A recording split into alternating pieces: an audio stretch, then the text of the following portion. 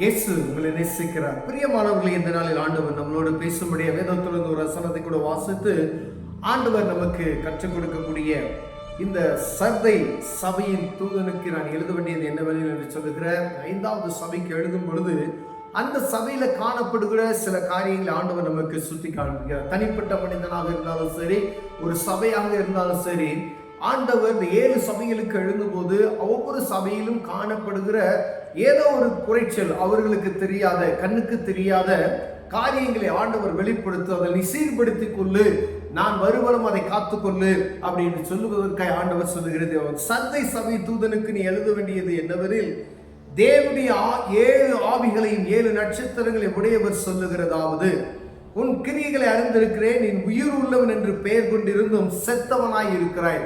நீ உயிருள்ளவன் என்று அறிந்திருக்கிறேன், உயிருள்ளவன் என்று பெயர் கொண்டிருந்தும் செத்தவனாய் இருக்கிறாய்.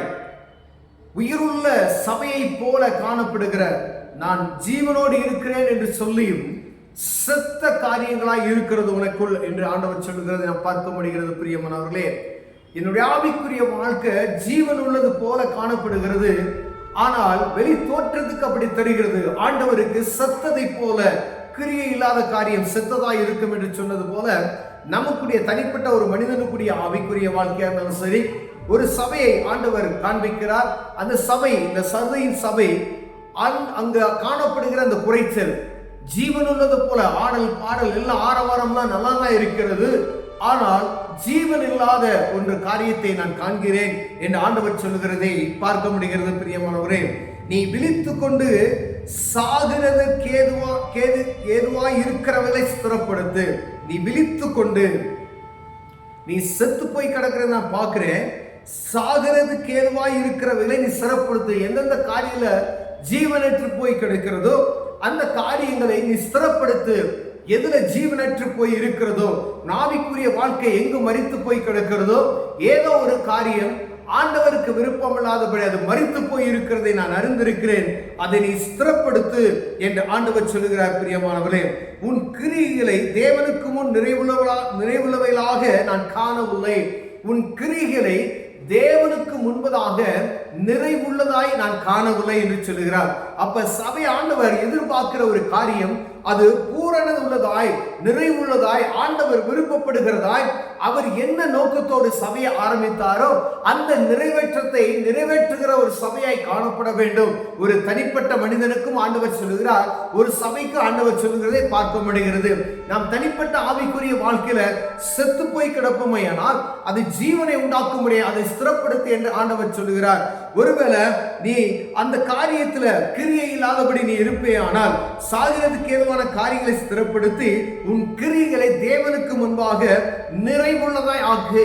ஒரு தனிப்பட்ட மனித ஆவிக்குரிய வாழ்க்கையில உன் கிரியையை தேவனுக்கு முன்பாய் நிறைவுள்ளதாய் ஆண்டவர் விரும்புகிற, ஆண்டவர் எதிர்பார்க்கிற அந்த காரியத்தை நீ என்ன செய்யணும், நீ நிறைவுள்ளதாய் மாற்று என்று ஆண்டவர் சொல்லுகிறார். பிரியமானவரே, ஆகையால் நீ கேட்டு பெற்றுக்கொண்டவைகளை நினைவு கூர்ந்து, நீ தேவ சமூகத்துல நீ எதெல்லாம் கேட்டு பெற்றுக்கொண்டையோ, நீ ஆவிக்குரிய வாழ்க்கையில் இது எனக்கு வேணும் ஆண்டவரே, அநேக வரங்கள் எனக்கு வேணும் நீங்க கேட்டிருக்கலாம்.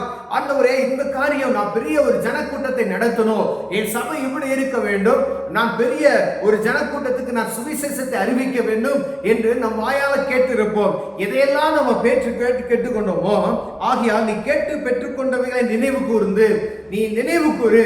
அது கேட்டவைகளை மறந்து விட்டாய், ஆனா ஆண்டவர் எல்லா காரியத்தையும் நமக்கு கொடுத்திருப்பார். ஒரு பெரிய திரள் கூட்டம் எனக்கு வேணும் ஆண்டவரே அப்படின்னு கேட்டுட்டு அதை வாங்கிவிட்டு செத்து போய் வைக்கிறதை, மரித்து போன ஒரு சூழ்நிலை காணப்படுகிறதை ஆண்டவர் பார்த்து கொண்டு சும்மா இருக்க மாட்டார். பிரியமானவர்களே, அதை நினைவு கூறுன்னு சொல்லுகிறார். நீ ஏசப்பட்ட, நீ தேவ சமூகத்துல நீ உபவாசம் பண்ணி கேட்டுக்கொண்டவைகளை நினைவு கூறு. நீ எதெல்லாம் கேட்ட ஆண்டவர் சமூகத்துல அதை நினைவு கூர்ந்து எதற்காக கேட்டாய் என்று அறிந்து செயல்படு. ஆண்டவரே, இந்த காரியம் எனக்கு நடக்கணும், இதை நான் நடந்தா இப்படிலாம் நான் நடப்பேன் என்று நம்ம சொல்லி இருக்கலாம். அப்படிப்பட்டதான காரியத்தை நினைவு கூறும்படி ஆண்டவர் சொல்லுகிறார். அதை கேட்டு கை கொண்டு மனம் திரும்பு. நீ விழித்திராவிட்டால் திருடனை போல உன்மேல் வருவேன், நான் உன்மேல் வரும் வேலையை நீ அறியாது இருப்பாய்.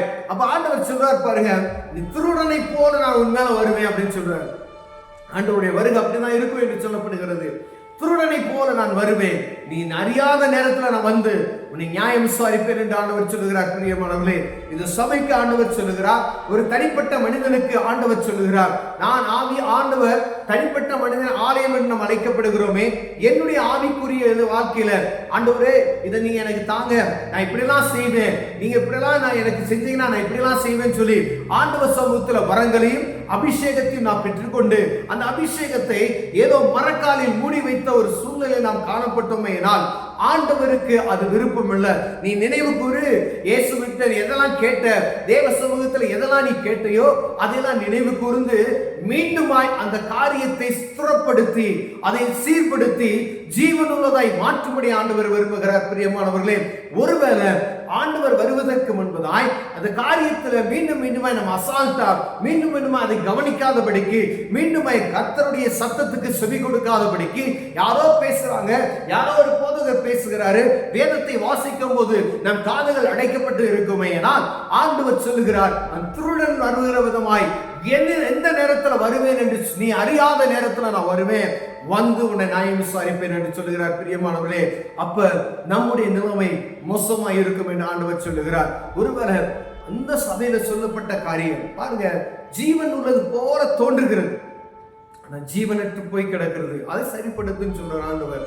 ஆண்டவரத்துல என்னென்ன காரியமெல்லாம் நம்ம கேட்டு பெற்றுக்கொண்டோமோ அந்த காரியத்தை எதற்காக நாம் கேட்டோம் என்பதை அறிந்து அதை நிறைவேற்று அவர் வருவதற்கு முன்பதை அதை சீர்படுத்திக் கொள்ள என்று சொல்கிறார். பிரியமானவர்களே, இதுல நம்ம குறைச்சல் உள்ளவர்களாய் காணப்பட்டமானால் என் வாழ்க்கையில உங்க வாழ்க்கையில ஆண்டவர் உங்களோடு பேசுவானாரா?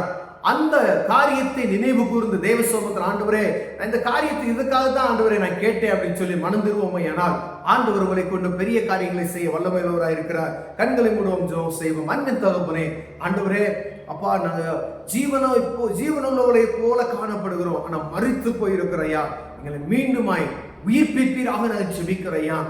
சமூகத்துல நாங்க எதெல்லாம் கேட்டு நாங்க பெற்றுக்கொண்டோமோ அந்த காரியத்தை ஸ்திரமாய் செய்வதற்கு, எதற்காக நாங்க கேட்டோமோ அதை செய்வதற்கு கிருபை பாராட்டுங்க.